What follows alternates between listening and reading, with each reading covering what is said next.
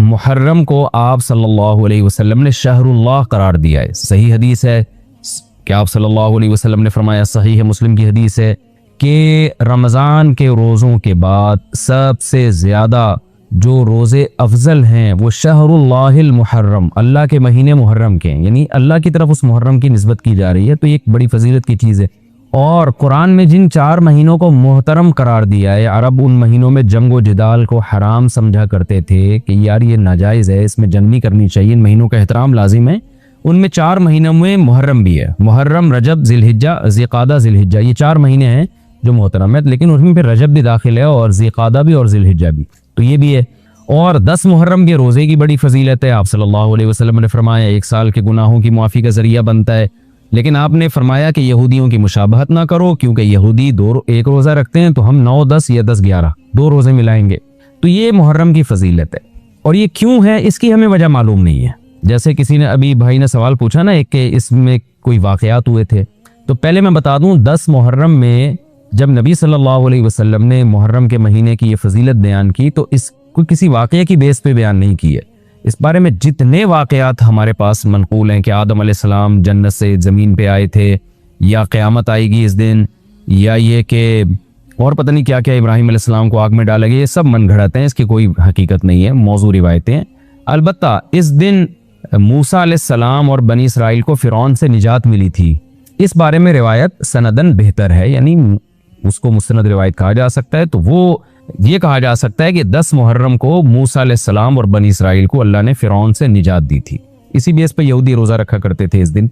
तो ये रिवायत के अलावा बाकी जितने भी वाक़यात हैं सब मन घड़त हैं। बाकी हज़रत हुसैन रज़ी अल्लाह ताला अन्हु को जो करबला में शहादत मिली है वो तो 10 मुहर्रम, वो तो फजीलत तो इस्लाम में पहले से थी।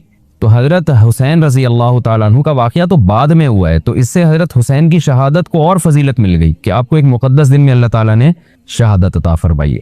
देखो अल्लाह ताला ने जो हमें कुरान में आयात बताई हैं ये सब हमें अल्लाह की तरफ खींचती है कि हम अल्लाह के बन के रहें, जैसा जैसे अल्लाह कह रहा है वैसे करें, अपने अमल को दुरुस्त करें। सूरह बकरा में अल्लाह का इरशाद है, लैसल बिर्रा अन तुवल्लू वजूहकुम क़िबलल मशरिक़ि वल मग़रिब वलाकिन्नल बिर्रा मन आमन बिल्लाहि वल यौमिल आखिरि वल मलाइकति वल किताबि वन नबिय्यीन। फरमाया इधर उधर मुंह कर लेना ये कोई नेकी नहीं है। असल नेकी ये कि पहले अपना ईमान दुरुस्त करो और फिर वक़ामस्सलाता व आतज़्ज़काता वल मूफ़ून बिअहदिहिम, नमाज कायम करो, ज़कात दो, मुआहिदों की पाबंदी करो, और वातल माला अला हुब्बिही, सिर्फ अल्लाह से मोहब्बत की बेस पर ज़वील क़ुरबा, रिश्तेदारों को पैसे दो, रिश्तेदारों को पैसे दो, वल यतामा, यतीमों को दुख खिलाओ, यतीमों पे खर्च करो, वल मसाकीन, मिस्कीनों को खिलाओ, वबन सबील, मुसाफिरों पर खर्च करो। उल्लू ना बनाओ मुसाफिर को कि इसको क्या पता यहाँ के रेट का, तो उल्लू बनाओ इसको, ऐसा नहीं, मुसाफिरों का ख्याल करो। तो ये 4 किस्म के तबके पर एहसान करो, और नमाज भी कायम करो, और ज़कात अलग से दो, और वस्साबिरीन फिल बअसाई वज़्ज़र्रा, कोई परेशानी आए तो सब्र करो, चाहे वो माली परेशानी हो, फिल बअसाई वज़्ज़र्रा, जिस्मानी परेशानी, वहीनल बास, अगर मैदान जंग में लड़ना पड़े तो मैदान जंग में सब्र से लड़ो। उलाइकल्लज़ीना सदक़ू, अल्लाह फरमाते हैं जिन लोगों की ये सिफ़ात है ये हैं सच्चे ईमान के दावे में। हम लोगों ने इस्लाम को भी एक, यानी यूँ समझे कि एक फैशन होता है ना, मुख्तलिफ किस्म के मौसमों में मुख्तलिफ किस्म की एक्टिविटीज़ होती हैं। मुहर्रम में हमारे एक नई किस्म की एक्टिविटीज़ होती हैं, रबीउल अव्वल में अलग किस्म के मुसलमान बने होते हैं हम लोग, ठीक है ना। तो ये 2 महीने ख़ास तौर पर ऐसे हैं जिसमें ये 2 महीने की जितनी हमारी एक्टिविटीज़ हैं वो सब हम अख्पल तरीके से गुजारते हैं, जिस तरह अल्लाह उसके रसूल ने बताया उस तरह से नहीं गुजारते। इस्लाम में किसी की यौम विलादत या यौम शहादत या यौम वफ़ात, इसको कोई अहमियत नहीं दी गई है। अगर दी गई होती तो सबसे पहले मोहम्मद सल्लल्लाहु अलैहि वसल्लम का यौम वफ़ात का दिन ऐसा था कि उस पे हमें गम मनाने का हुक्म दिया जाता, और यौम विलादत ऐसी थी जिस पे हमें खुशी मनाने का हुक्म दिया जाता। कहीं भी नहीं मिलता हमें। बाज़ हज़रात ये कहते हैं कि आप सल्लल्लाहु अलैहि वसल्लम को ख्वाब आया था जिसमें बताया गया कि आपके नवासे हज़रत हुसैन जो जन्नत के सरदारों के, जन्नत के नौजवानों के सरदार हैं, उनको आपकी उम्मत शहीद करेगी। तो आप बिलक बिलक के रोने लगे। इससे बाज़ लोग इस्तेलाल करते हैं देखो गम हुसैन में रोना चाहिए। तो याद रखो नबी सल्लल्लाहु अलैहि वसल्लम को जब इत्तला मिली, आपको गम हुआ, आप रोए। तो जब भी कोई गम किसी को पहुंचता है उसकी आंखों से आंसू निकलना ये नेचुरल है। तो ऐसी खबर को सुन के आपको रोना आ जाए तो ये सुन्नत है, इसमें कोई हर्ज नहीं है। लेकिन क्या हर साल नबी सल्लल्लाहु अलैहि वसल्लम जिस दिन ये ख्वाब आया था तो अगले साल उसी तारीख में दोबारा रोए, फिर उसी तारीख में दोबारा रोए? भाई जब गम की खबर मिली तो रोए आप सल्लल्लाहु अलैहि वसल्लम। हजरत जाफर तैयार, आपके चचाजाद भाई, उनकी शहादत की आपको इत्तला मिली तो भी आपके आंखों से आंसू जारी हुए। तो क्या अब हजरत जाफर के गम में रोना भी सुन्नत होगा? बोलो ना भाई। अगर आप सल्लल्लाहु अलैहि वसल्लम हजरत उस्मान के दौर में जिंदा होते और इस तरह बेदर्दी से हजरत उस्मान को शहीद किया जाता तो क्या आप ना रोते हैं भाई? तो फिर हजरत उस्मान की यौम शहादत पे रोना भी क्या है? सुन्नत होना चाहिए ना। हजरत उस्मान की शहादत की नबी को इत्तला मिली थी, वो झूठी अफवाह थी। सुलह हुदैबिया के मौके पर आप सल्लल्लाहु अलैहि वसल्लम ने हजरत उस्मान को कासिद बना के भेजा, इत्तला मिली कि उनको शहीद कर दिया। आप ऐसा दर्द और ऐसा गजबनाक हुए कि आपने 1400 सहाबा से मौत पर बैत की। तो जब आपको सच्ची मुच्ची की इत्तला मिलती कि वाकई अभी तो अफवाह थी, यकीन नहीं था, जब आप सल्लल्लाहु अलैहि वसल्लम को हकीकत में इत्तला मिलती कि आप शहीद हो गए तो क्या आप ना रोते? आप सल्लल्लाहु अलैहि वसल्लम को अपनी नवासी आपकी गोद में थी, उसका इंतकाल हुआ, आपकी आंखों से आंसू जारी हुए। सहाबा ने कहा या रसूल अल्लाह, आप तो हमें सबर की तलकीन करते हैं, आज आप रो रहे हैं। तो फरमाइए अल्लाह की रहमत है, ये तो अल्लाह की रहमत है भाई, औलाद है मेरी। तो क्या जब हजरत वो जो आप सल्लल्लाहु अलैहि वसल्लम की नवासी का इंतकाल की तारीख आएगी तो हम सब रोएंगे बैठ के? बोलो ना भाई। तो कहाँ की कहाँ लगा देते हैं। देखो हर बिदत को जायज करने के लिए ना कुछ दलील हर एक को मिल जाती है। तो मैं बार बार कहता हूँ जो शिया हजरात हैं उनका मसलक है, वो तो सहाबा को नहीं मानते, तो उनका जो मसलक है उनको करने दें, उनके काम में टांग ना अड़ाएं, ना उनसे बहस करें, ना उनके काम में टांग अड़ाएं। बोले भाई आपका मसलक है आप करें। मैं कहता हूँ जो सुन्नी लोग हैं जिनके उसूल ही अलग है उनसे, वो ये सब क्यों कर रहे हैं? भाई या तो उधर हो जाओ, शिया बन जाओ। किसने रोका है? कोई गवर्नमेंट की तरफ से पाबंदी थोड़ी है, कोई पाबंदी नहीं है। आप शिया बन जाए, कोई नहीं रोकेगा आपको। कोई शिया सुन्नी बनना चाहे उसे कोई नहीं रोकता, कोई सुन्नी शिया बनना चाहे उसे कोई नहीं रोकता। लेकिन जब आप सुन्नी हैं तो फिर आपको उन उसूलों पे चलना पड़ेगा जो अहले सुन्नत वल जमात उलमा ने बताए हैं। अहले सुन्नत वल जमात के यहाँ रोना इबादत नहीं है। हाँ, आपने किसी दिन करबला का वाकया सुना, चाहे मुहर्रम में सुना, रबीउल अव्वल में सुना, हजरत हुसैन रजी अल्लाह ताला अन्हु की एक जो दर्दनाक शहादत का वाकया आपने सुना, आपको रोना आ गया, तो यह है ईमान की अलामत। मेरे बयान अब वीडियो रिकॉर्ड होते हैं, पहले रिकॉर्ड नहीं होते थे, ऑडियो चलते थे। तो मैंने 2 दफा जिंदगी में पहली दफा जब ये वाकया बयान सुना, बयान के दौरान मैं भी रो रहा था और सुनने वाले भी रो रहे थे। नेचुरली आ गया रोना। फिर दोबारा मैंने ये वाकया बयान किया, मुझे भी रोना आ गया और सुनने वालों को भी आ गया। ये नेचुरल जो आ गया। लेकिन अगर मैं इस लिए बैठूं कि मैं रोऊं, आज मैं प्रोग्राम है बाकायदा, बोलो भाई, रोने का, और आपको भी रुलाऊंगा, और वो मुहर्रम का वाकया मैं अगर रबीउल अव्वल में बयान करूंगा तो रोना आ गया मुझे। तो जो खुद से किसी का वाकया सुन के रोना आ जाए उस पर पाबंदी नहीं है, बल्कि अहले बैत से मोहब्बत की अलामत है। लेकिन ये वाकया जब हमने बयान किया हजरत हुसैन का तो मुझे रोना आया। बिल्कुल इसी तरह रोना जब हजरत उस्मान का वाकया बयान किया तो भी आया। जुल्म तो उन पर भी हुआ था, कोई कम थोड़ी हुआ था। बल्कि मुझे याद है जब मैंने पहली दफा नबी सल्लल्लाहु अलैहि वसल्लम की सीरत पढ़ी, बिल्कुल छोटा बच्चा था मैं उस वक्त, मेरी उम्र 9 या 10 साल होगी, और वो आप सल्लल्लाहु अलैहि वसल्लम की वफात का वाकया लिखा था। तो इतने बच्चे में तो इतनी समझ नहीं होती, लेकिन जब मुझे याद है मैं पढ़ रहा था तो मुसलसल आंखों से आंसू बह रहे थे। ऐसा दर्दनाक वाकया नबी सल्लल्लाहु अलैहि वसल्लम की वफात का। तो वो तो किसी के भी वफात की खबर जब हम सुनते हैं तो नेचुरली रोना आता है इंसान को। कभी वो इंसान कोशिश तो बर्दाश्त करनी चाहिए। लेकिन अब हमारे यहाँ वाकयात सुना के बाकायदा रोने के प्रोग्राम होते हैं। ये इस्लाम की तालीमात नहीं है, ये इस्लाम की तालीमात नहीं है, क्योंकि इस्लाम में सब्र का हुक्म है। जो खुद से रोना आ जाए ना इंसान को तो वो एक नेचुरली है। और करबला का वाकया सिर्फ इस नीयत से बयान करना कि ताकि मैं भी रोऊं आप भी रो, ये गलत है। ये अहले सुन्नत वल जमात के यहाँ ये इस्लामी तालीमात के मुनाफी है। समझ में आ रही है बात कि नहीं आ रही? और किसी मखसूस दिन के साथ तो वैसे भी खास नहीं है ये। और वैसे भी शरीयत में सही बुखारी मुस्लिम की हदीस है, आप सल्लल्लाहु अलैहि वसल्लम ने नोहा करने वाली औरतों पे लानत, न्याहा कहते हैं चीखना चिल्लाना। आपको पता है जमाने जाहिलियत में जब किसी की मैयत होती थी तो बाकायदा पैसे दे के औरतों को रुलवाया जाता था, पैसे दे के। आज भी बहुत जगहों पे ये हो रहा है, पैसे दे के रुलवाया जाता है। तो नबी ने तो उन औरतों पे लानत की जो फ्री में रोती हैं, पैसे दे के नहीं, जो फ्री में मैयत पे रोती हैं। और चीख चिल्ला के रोना तो वैसे ही हराम है इस्लाम में। मैयत पे जब भी नबी सल्लल्लाहु अलैहि वसल्लम रोए हैं आपकी आंखों से आंसू, बस चीख चिल्ला के नहीं रोए हैं। हजरत जाफर तैयार भी तो अहले बैत में से थे। जब शहीद होते हैं आपकी 4 जवान बीवियां बेवा होते हैं, छोटे छोटे बच्चे यतीम हो जाते हैं, तो उनकी बीवियां जब रोती हैं तो घर से बाहर आवाज आती है। आपने पहली दफा समझाया जाके कि इनसे बोलो अपनी आवाजों को पस करो, जब दोबारा तो आपने फरमाया मुंह पे खाक फेंक दो जाके। हालांकि उनका जो रिश्ता हजरत जाफर तैयार से था वो हमारा नहीं है, हम तो बहुत दूर के हैं। अहले बैत से जो जितना उनकी बीवियों का रिश्ता है इतना तो हमारा नहीं है ना। उनको चीख के रोने की इजाजत नहीं दी। और आज हमारे यहाँ कैसे होता है, हाँ हाँ हु चीख रहे हैं, पीट रहे हैं। गरेबान चाक करना इस्लाम में हराम है, रोते हुए गरेबान चाक करना, इस पे लानत है नबी सल्लल्लाहु अलैहि वसल्लम की। तो आज गरेबान भी चाक हो रहा है, रो भी रहे हैं, पीट भी रहे हैं। तो भाई वो शिया हजरात का एक मसलक है, उनकी राय है, उनको उनकी राय पे चलने दो। आप जो अहले सुन्नत वल जमात को फॉलो करते हो तो या तो इधर हो जाओ या उधर हो जाओ, दरमियान मेला लटको। दरमियानी आदमी कहीं कभी नहीं होता। दरमियान की जो जिन्स है वो कहीं की होती है। वो बेचारा ना मर्द से शादी कर सकता है ना औरत से। वो कहता है या अल्लाह अगर मुझे ऑप्शन देता या तो इधर कर देता या। वो तो एक अल्लाह ने आजमाइश बना दी उसको बेचारे को, वो आजमाइश है, इसी आजमाइश पे उसको क़यामत के दिन अजर मिलेगा। लेकिन अपने इख्तियार से इंसान बीच का बनने की कोशिश करे, ये ठीक नहीं होता। अपने इख्तियार से या तो शिया बन जाओ या पूरे सुन्नी बन जाओ।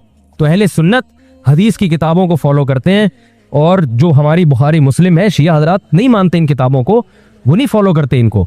तो हम तो इनको फॉलो करते हैं। अगर आप कहते हो मैं नहीं मानता इन हदीसों को, तो फिर बहुत सारी चीजें और भी हैं, वो भी छोड़ दो। फिर आप समझ में आ रही है बात, फिर वो भी छोड़ दो। तो हम तो इन किताबों को फॉलो करते हैं। हमारे नबी सल्लल्लाहु अलैहि वसल्लम के हकाम है मैयत पे रोना पीटना मना। जब हजरत हुसैन रज़ी अल्लाह ताला अन्हु का कत्ल हुआ है करबला में, और यकीनन ये बहुत बड़ा बदतरीन जुल्म था तारीख का, तो हजरत जो आपके अहले बैत जो बाकी बच गए थे उनका क्या रिएक्शन था, जो सही असनाद से जो चीजें साबित हैं उनका क्या रिएक्ट था। क्या इमाम ज़ैनुल आबिदीन ने इस तरह से लोहे किए थे कि आपने सीनों को पीटा था? उन्होंने सब्र किया था उन्होंने, और यही अहले बैत की शान थी। तभी तो कुरान के अल्फाज क्या हैं कि नेकी सिर्फ ये नहीं इधर उधर मुंह करके नमाजें पढ़ लो, बल्कि वस्साबिरीन फिल बासाई, जो परेशानियों के वक्त क्या करते हैं, सब्र। तो हमारी नज़र में हजरत हुसैन का कत्ल भी एक बहुत बड़ी टेंशन, बहुत बड़ी परेशानी, मगर इस पर हमें सब्र का हुक्म है। अगर हमारे अंदर इंतकाम की ताकत होती तो इंतकाम ले लेते हम। जो भी कातिलाने हुसैन थे हमें पता चलता कि ये है, हम इंतकाम लेते उनसे। अगर इंतकाम नहीं ले, वो तो चले गए दुनिया से अपने ठिकानों को, जो जिसने जहन्नम रसीद होना था वो तो जहन्नम रसीद हो चुका है। और अल्लाह ने हजरत हुसैन रजी अल्लाह ताला अन्हु को शहादत की बरकत से जन्नत के जवानों का सरदार बना दिया है। तो जिसका जो ठिकाना था, जिस मलरून ने जहां जाना था वो चला गया। अब कुरान क्या कह रहा है, तिलका उम्मतुन कद खलत। जहां भी कुरान ऐसे वाकयात बयान करते हैं, ये कौम थी जो गुजर गई। लहा मा कसबत, जिसने जो किया उसका बदला मिलेगा। वलकुम मा कसबतुम, तुम अब तुम्हारे आमाल अल्लाह देखेगा। आमाल का मतलब देखेगा जिन चीजों को अल्लाह ने हलाल किया तुम उस पर अमल करते हो, जिन चीजों को हराम करार दिया उससे बचते हो कि नहीं बचते, ये चीजें देखी जाएंगी। तो मुहर्रम के एक अलग, हमें मुहर्रम नबी सल्लल्लाहु अलैहि वसल्लम की जिंदगी में हमेशा आया है, उसमें क्या हकाम है। मुहर्रम में आपने निकाह भी किया है, मुहर्रम मनहूस नहीं है। मुहर्रम तो अशहुर हुरम में से है, बरकत वाला महीना है। इसमें जो काम किया जाएगा उसमें बरकत होगी। इसमें शादी ब्याह करेंगे उसमें इंशाल्लाह बरकत होगी। इसमें कोई और इबादत करेंगे उसमें बरकत। नबी सल्लल्लाहु अलैहि वसल्लम ने मुहर्रम की अलग फजीलत बयान की कि इसमें इबादत का सवाब, मुहर्रम के रोज़ों का सवाब आम महीनों से ज़्यादा है। तो ये सब हमारी शरीयत की तालीमात हैं। तो हमें एक तरफ हो जाना चाहिए, हमें उसी को फॉलो करना चाहिए। हाँ, ये वो दौर नहीं है कि आप दूसरों पे जाके उंगलियां उठाएं, तुम ये क्यों कर रहे हो, ये क्यों, बस छोड़ दो उसको। जो जब उसको समझ में आएगी तो आ जाएगा, नहीं आएगी तो 73 फिरके हैं ना, तो ये आप थोड़ी खत्म करोगे, ये हजरत ईसा अलैहिस्सलाम आके खत्म करेंगे। तो जो काम ईसा अलैहिस्सलाम का है वो खुद करने की कोशिश बोलो भाई मत करो। आप देखोगे इनमें जो सही है उसको फॉलो करो, बाकी भाई जैसा कर रहे हो। हमारे पास ना कोई पुलिस है ना कोई पावर है, पुलिस भी होती तो भी कुछ नहीं करती। हम अगर पुलिस में होते तो क्या कर लेते। फसाद होता है इन चीज़ों से। अफगानिस्तान में जब तालिबान की हुकूमत थी तो भाई कौन सी वाली घड़ी सही है, मेरी घड़ी में तो क्या टाइम हो रहा है, फिर कभी आगे चलिए। अच्छा फिर अभी बस अजान होने वाली है, ठीक है बता। तो क्या कह रहा था यार मैं, वहाँ अफगान तालिबान की जब हुकूमत थी 5 साल, तो उन्होंने भी शिया के इमाम बारगाह को ख़त्म नहीं किया था। समझ रहे बात, एक हदबंदी कर दी थी, ख़त्म नहीं किया उन्होंने भी शियों से सुलह की थी, मुज़ाकरात किए थे। भाई ठीक है, आप अपनी इमाम बारगाह के अंदर जो आपकी एक्टिविटीज़ हैं आप वो करो। हालांकि कितनी पावरफुल हुकूमत थी, इसलिए कि इतनी बड़ी तादाद में उन्होंने कहा भाई हम कैसे पाबंदी लगाएं, एक पूरा ऐसे मुमकिन नहीं है हमारे लिए। तो गवर्नमेंट के लिए बहुत सी चीज़ें मुमकिन नहीं होती, पाबंदियां नहीं लगा सकती गवर्नमेंट। तो जो तालिबान नहीं ख़त्म कर सके, हालांकि तालिबान सुन्नी मसलक के थे और वो शिया बिल्कुल एक। मैंने वहाँ इमाम बारगाह में अजानें भी सुनी है, रेडियो पे अजान आती थी इमाम बारगाह से, मैंने खुद सुनी है कि भाई मैं वो ये कहाँ से आ रही हूँ, भाई अफगानिस्तान से, मैं इस वक्त अजान, अफगानिस्तान का चैनल उस वक्त आता था तालिबान का उर्दू में चैनल, तो उसमें अजान आ रही होती थी शिया हजरात की। तो फिरकावारियत का ये तरीका ख़त्म करने का नहीं है कि आप जाके उनको छेड़ें, तंग करें, भाई ये बहुत अरसे से चले आ रहे हैं, चलते रहेंगे। जो सही होगा उसको हज़रत ईसा अलैहिस्सलाम नाफिज कर देंगे, जो गलत को डिलीट कर देंगे खुद ही। अगर हम गलत हुए तो हज़रत ईसा अलैहिस्सलाम सबसे पहले हमारी गर्दनें उड़ा के हमें डिलीट कर देंगे, ठीक है ना। अगर वो गलत हुए तो उनको ख़त्म कर देंगे, तो ये उनका काम है, आज किसी के बस में ये नहीं है। तो मैं ये इसलिए कह रहा हूँ कि लड़ो मत, गाली गलोच मत करो, फेसबुक पे एक दूसरे के खिलाफ नेगेटिव कमेंट्स मत करो, क्योंकि हम इख्तलाफात के मुतहम्मिल नहीं है। हमें बहरहाल कौमी सतह पे एक ही बन के रहना है। पाकिस्तान के मुकाबले में जो हमारे दुश्मन हैं, उनके मुकाबले में हमें एक बन के रहना। जहां तक मजहब का ताल्लुक है, भाई आपका मसलक इजाजत देता है आप करें, हमारा मसलक हमें इसकी इजाजत, हमारा मसलक हमें मातम देखने की भी इजाजत नहीं देता। समझ में आ रही है बात? हमें देखने की भी इजाजत नहीं, हम देखेंगे भी नहीं। आपका मसलक है आप करें, तो लड़ना भिड़ना नहीं है। मैं सिर्फ ये कह रहा हूं कि एक तरफ हो जाओ, या इधर या बोलो भाई इधर हो जाओ। तो हम ये चीजों को गलत समझते हैं, ना मातम को जायज समझते हैं, ना रोने पीटने को जायज समझते हैं। जिस तरह से रोया जा रहा है, किसी को वाक़या करबला सुन के रोना आ जाए, ये ईमान की अलामत है अहले बैस। लेकिन ये कोई सुन्नत अमल नहीं है कि बाकायदा उसको रुलाने के लिए ऑर्डर पे बिठाया जाए कि चलो करबला का वाक़या सुन के रोना सुन्नत है, तो आप बैठो तो रो। ऐसा नहीं है, कुछ ऐसी शरीयत में नहीं है।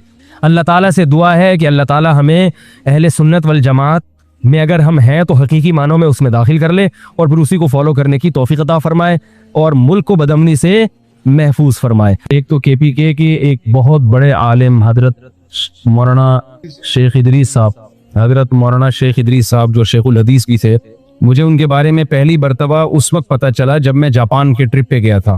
तो जिन्होंने मुझे बुलाया इरशाद भाई हैं, वो पहले शेख इदरीस साहब को भी बुला चुके थे। वहाँ मैंने लोगों से उनकी बड़ी तारीफ सुनी, तो मुझे तजस्सुस हुआ भाई कौन है KPK के आलिम हैं जिनके इल्म और तकवा पे लोग इतना नाज करते हैं KPK के लोग। फिर मेरा पेशावर जाना हुआ, गांव देहातों में जाना हुआ, वहां भी मैंने उनके बारे में सुना। पता चला जामिया रशीद में हमारे कुछ टीचर ऐसे हैं जो उनके शागिर्द हैं बराह रास्त हजरत मौलाना इदरीस साहब के रहिमहुल्लाह ताला। हमारे दिल में भी अकीदत पैदा हुई, इत्तला मिली कि जी उनको शहीद कर दिया गया। शहादत से पहले 15-20 दिन उनके खिलाफ सोशल मीडिया पे एक बहुत ही गलीज किस्म का प्रोपेगेंडा किया गया। उनका बयान मैंने सुना, बयान तो पश्तो में है लेकिन वो बहुत आसान पश्तो है, वाज़ेह है। इसमें उन्होंने बताया कि मैं हक बयान करूंगा, फिर फौज की तारीफ की, आर्मी चीफ की तारीफ की, उसके बाद फिर सोशल मीडिया पे उनके खिलाफ जो तूफान बदतमीजी मिचाया गया है उनके खिलाफ, शर्म के सारे तकाजों को बालाए ताक रखे। तो पहले मैं आपसे चंद उसूली बातें करूंगा। जिन्होंने सोशल मीडिया, जो कातिल हैं वो तो दहशतगर्द हैं, वो तो बाद में आता हूं उन पर मैं। पहले जिन लोगों ने सोशल मीडिया पे उनको परेशान किया, देखो अगर आपको आर्मी चीफ की तारीफ पसंद नहीं है तो आप बोलो कि हम शेखुल हदीस की इस राय से मुत्तफिक नहीं है, बस इतना काफी है। ना किसी की अकीदत में पागल हो जाओ, किसी सियासतदान या किसी चीफ की अकीदत में, ना नफरत में पागल हो जाओ। हमारी कौम में एतदाल खत्म हो गया है। अगर आपको हजरत की मुखालफत करनी थी, जो सोशल मीडिया पे जिन्होंने इनके खिलाफ प्रोपेगेंडा किया ना, 15 दिन जो स्ट्रेस दी उनको, जिस अजाब में डाला है उनको, मैं उन लोगों से मुखातब हूँ जिस जहालत का मुजाहरा किया है। अगर आपको उनके बयान से इत्तेफाक नहीं था, आपका ख्याल था आर्मी चीफ की तारीफ नहीं होनी चाहिए थी, ज्यादा से ज्यादा आप भी एक क्लिप रिकॉर्ड करवा देते कि हजरत से हमें बहुत अकीदत है, हजरत के इल्म और तकवे पर हमें बड़ा नाज है, हजरत की इस बात से हम इख्तलाफ करते हैं। ये ठीक है, इस तरह से रिएक्शन रिकॉर्ड करवाना, अगर आपका ख्याल है कि वो गलती पर थे। लेकिन जो तूफान बदतमीजी उनके खिलाफ सोशल मीडिया पे मिचाया गया है, फैलाया गया है, इससे पता चलता है कि लोग किसी सियासी लीडर की अकीदत में भी एतदाल नहीं है और मुखालफत में भी एतदाल नहीं है। भाई अगर आपको किसी सियासी लीडर से मोहब्बत है, उसके किसी काम की बेस पे, तो आपको उलमा से क्यों मोहब्बत नहीं है? क्या वो उन्होंने जिंदगी में कोई काम नहीं किए?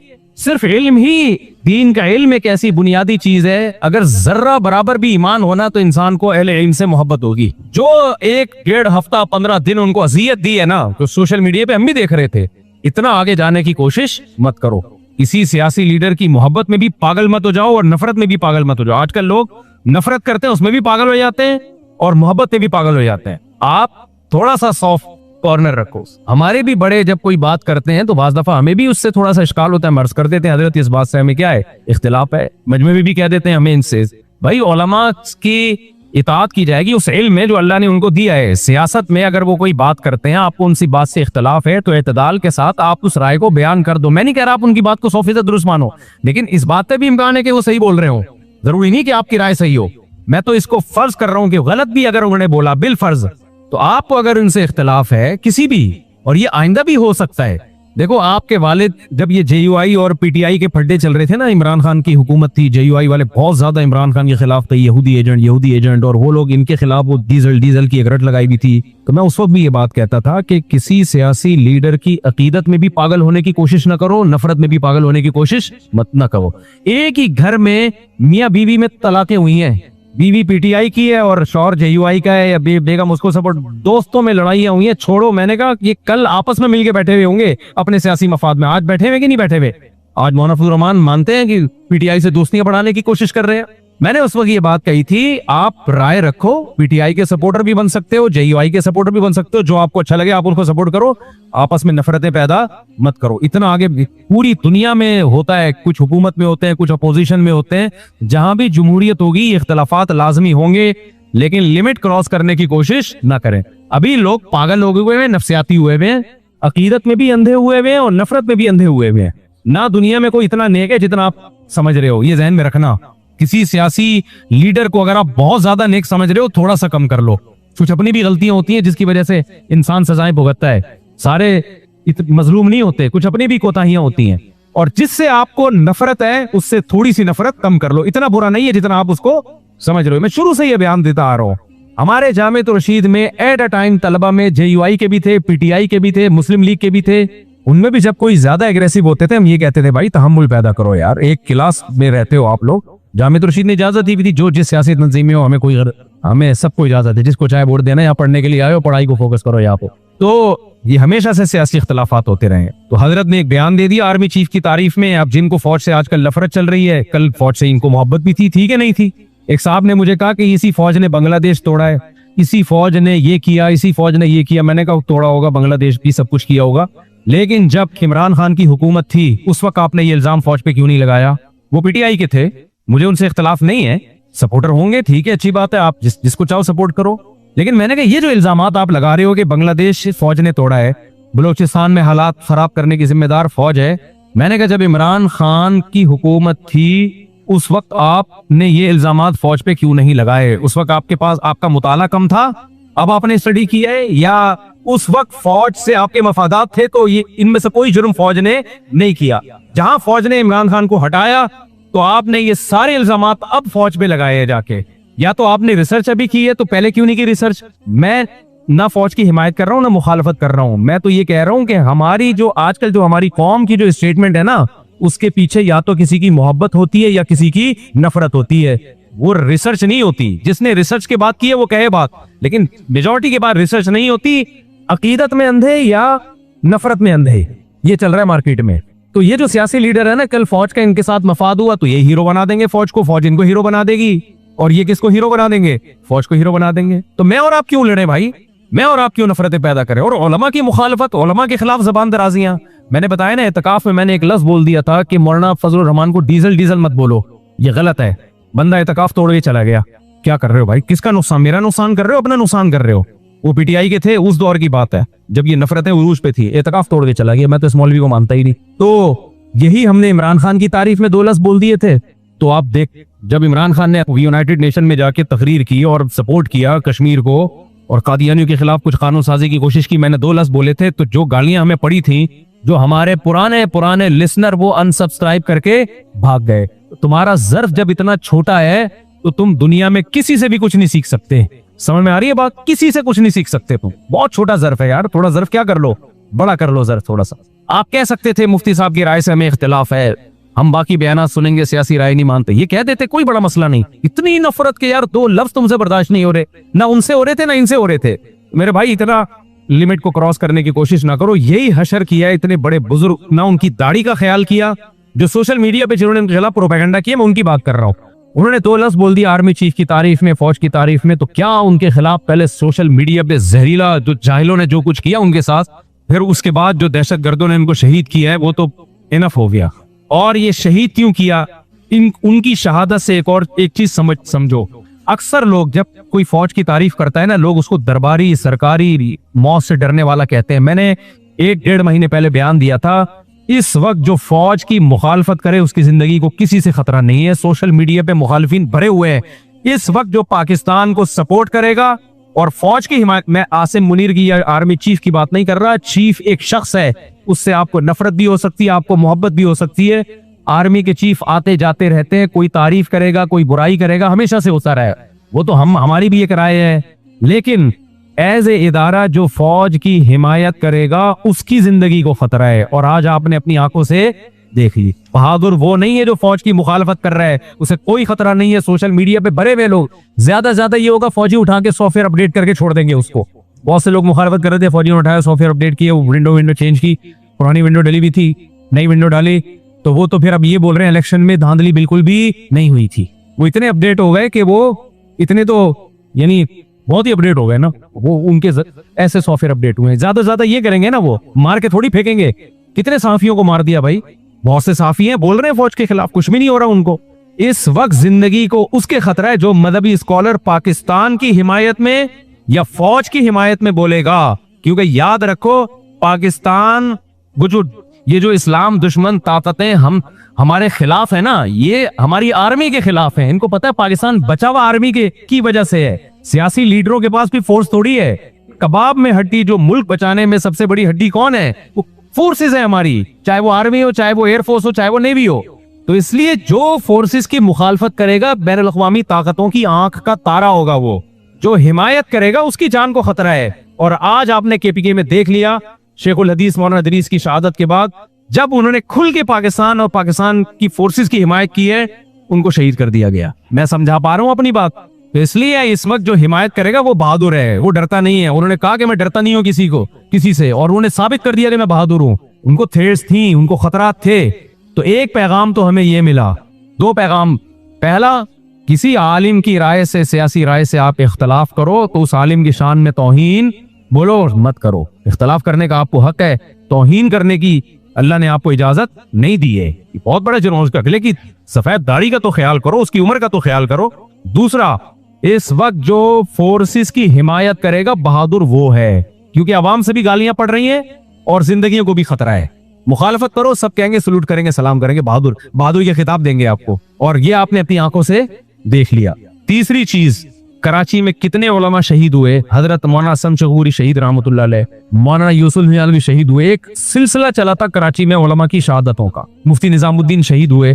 मौलाना असम शगूरी साहब, मुझे रहिमहुल्लाह ताला की शहादत से पहले मुझे याद है हमारे उस्ताद उनको समझा रहे थे कि हजरत कोई गार्ड का इंतजाम करें, कोई सिक्योरिटी रखें। उस वक्त उनके दरस कुरान बड़े हिट हो रहे थे। हमारे एक उस्ताद ने उनके हाथ जोड़े कि खुदा के लिए कोई सिक्योरिटी का इंतजाम करें। आप हमारे पास एक वाहिद सरमाया है जिनके उस वक्त ना www.darsequran.com ये दरस कुरान की सबसे बड़ी वेबसाइट थी। बहुत इसको प्रमोट किया अल्हम्दुलिल्लाह, उनके शागिर्दों ने, उनके खादिमों ने। सिक्योरिटी का इंतजाम नहीं किया। हमारे उस्ताद, मुझे याद है, उनके पांव पकड़ रहे थे, हजरत को सिक्योरिटी का इंतजाम करें, अपने शागिर्दों से कहें सिक्योरिटी दें आपको, क्योंकि आपके दरस कुरान होने आपको ये दहशतगर्द शहीद कर देंगे, हम एक बहुत बड़े सरमाए से महरूम हो जाएंगे। मैं बैठा हुआ था, हमारे एक उस्ताद उनको समझा रहे थे और 2 हफ्ते बाद इत्तला आई कि उनको शहीद कर दिया। पांव से माजूर आलिम को शहीद किया गया। मुफ्ती निजामुद्दीन साहब की शहादत हुई है, कोई सिक्योरिटी का मजबूत इंतजाम बोलो नहीं था। मौलाना यूसुफ नियालवी शहीद रहमतुल्लाह अलैह घर से बाहर निकले, कोई गार्ड नहीं, कोई इंतजाम नहीं। एक बंदा आया और सर पे गोली मार के चला गया। मौलाना आदिल शहीद रहमतुल्लाह अलैह, कोई सिक्योरिटी का इंतजाम नहीं। दारुल कुरंगी से कॉन्फ्रेंस अटेंड करके आ रहे, एक बंदा आया और गाड़ी में बैठे बैठे सर पे गोली मार के चला गया। इसके बाद तो इबरत हासिल होनी चाहिए कि नहीं होनी चाहिए था। ये सारे कराची में शहीद हुए। केपीके में कितने उलमा शहीद हो चुके हैं आप देखो, दहशतगर्दों के हाथ। एक तवील सिलसिला है।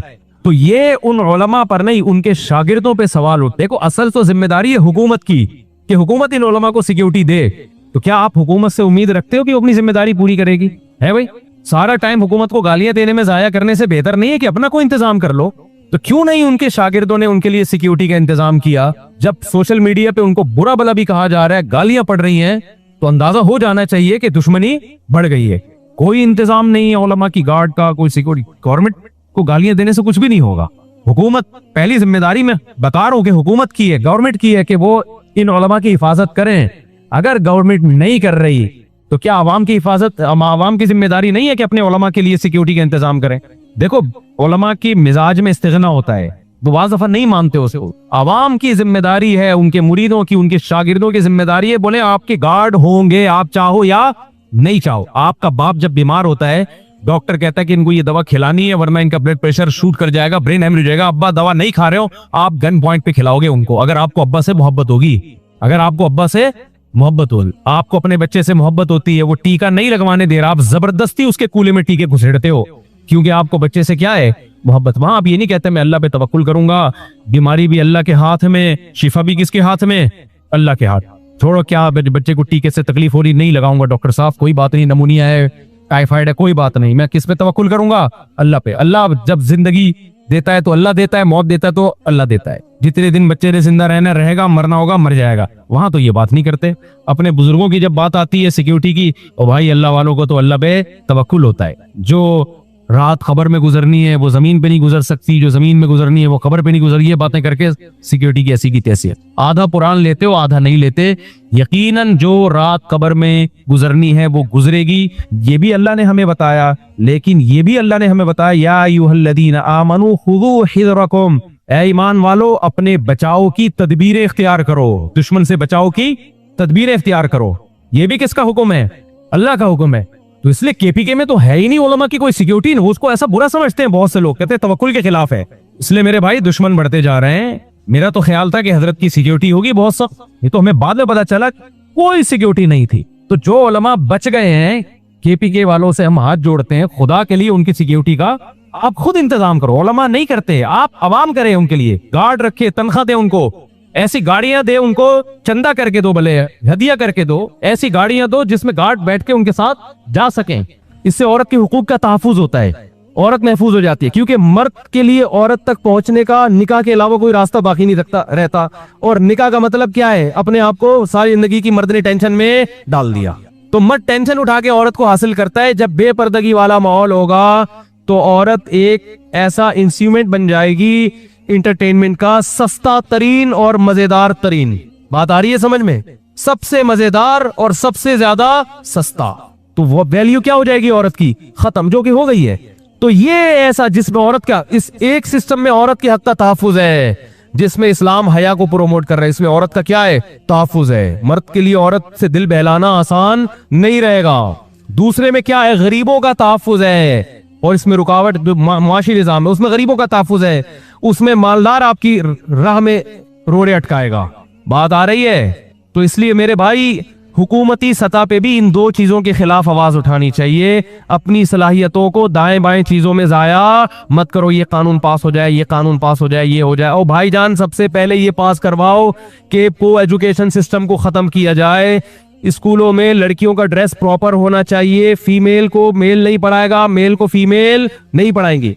खवातीन के हॉस्पिटल अलग होने चाहिए, मर्दों के अलग होने चाहिए। ये क्या मजाक है कि डिलीवरी केस है और मेल डॉक्टर आके वो केस, मेल डॉक्टर के पास क्यों जा रहा है वो केस? औरत के बच्चा पैदा हो रहा है, आदमी का काम क्या है वहां खड़े होकर, वो क्यों खड़ा हुआ है वहां पे? सब खत्म। तो ये दो चीजों को मेरे भाई अपने घरों में भी नाफिज करो, समझ रहे? फिर बात करूंगा, बहुत अहम टॉपिक है, अगले हफ्ते इसकी को लेकर चले। पाकिस्तान ने इंतहाई शानदार सफारतदारी के जरिए बहुत बड़ी जंग को धकेला है। सऊदी अरब से दिफाई मुआहदा, साथ में ईरान जो कि पड़ोसी और मुखालिफ सिम्त में अमेरिका और इसराइल, इस पूरे मामले को जिस तरह पाकिस्तान ने निभाया है और अमन की कोशिश की है, इससे हमारी कौम का वकार, इज्जत और पजीराई बढ़ गई है। बेशक बेशक बेशक सऊदी अरब ने पाकिस्तान के साथ दोस्ती का सबूत दिया और पाकिस्तान के लिए मुश्किलात पैदा नहीं की। ईरान की जुर्रत और कामयाब मुजाहमत भी काबिल रश रही। बेशक ईरान ने नर का बच्चा बन के दिखाया, ईरान ने बहादुरी दिखाई, ये मानना पड़ेगा, ईरान ने बहादुरी दिखाई है, कुर्बानियां दी, पूरी क़यादत उनकी अमेरिका ने उड़ा दी और फिर भी वो डटे हुए, तो मानना पड़ेगा। बाकी फिर ईरान ने गड़बड़ की है कि वो थोड़ा थोड़ा अपनी सऊदी अरब से भी ठरक निकाली है, ये गलत किया ईरान ने। अभी मुफ्ती अब्दुल रहीम साहब का बयान आया है ना कि सद्दाम हुसैन ने 13 हमले किए थे इसराइल पर और 53 कर दिए सऊदी अरब पे। तो भाई तुम ये क्या कर रहे हो? फिर उसका नतीजा क्या निकला? सऊदी अरब ने अपनी मदद के लिए फिर अमेरिका को बुलाया और फिर वो अमेरिका यहीं आके एतकाफ में बैठ गया। वो 10 दिन का एतकाफ होता है, पूरी जिंदगी के एतकाफ में बैठ गया।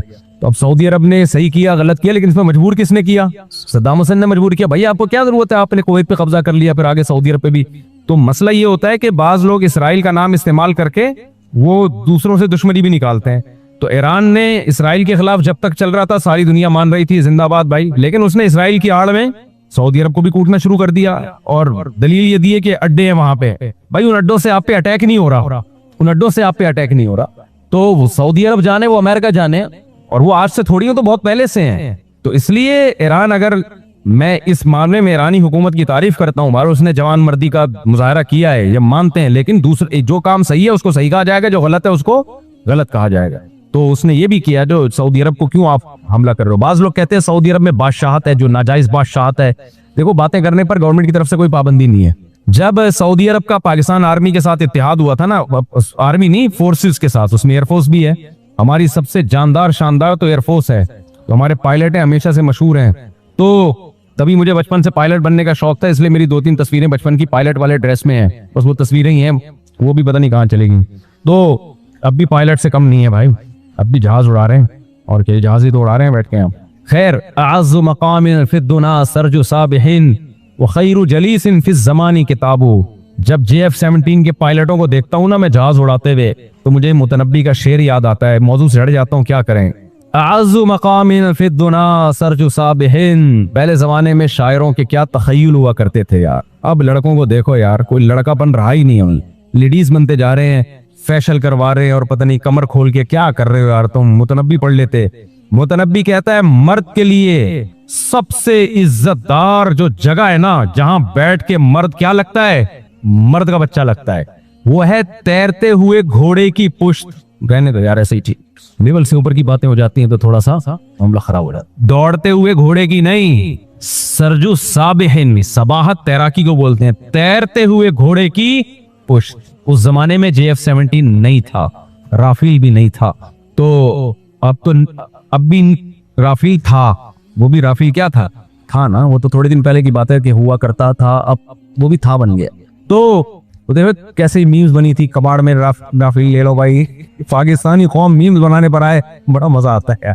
अभी पेट्रोल महंगा हुआ ना, तो एक आदमी ने बाइक को रख के जनाजा पड़ा है उसका मीम में।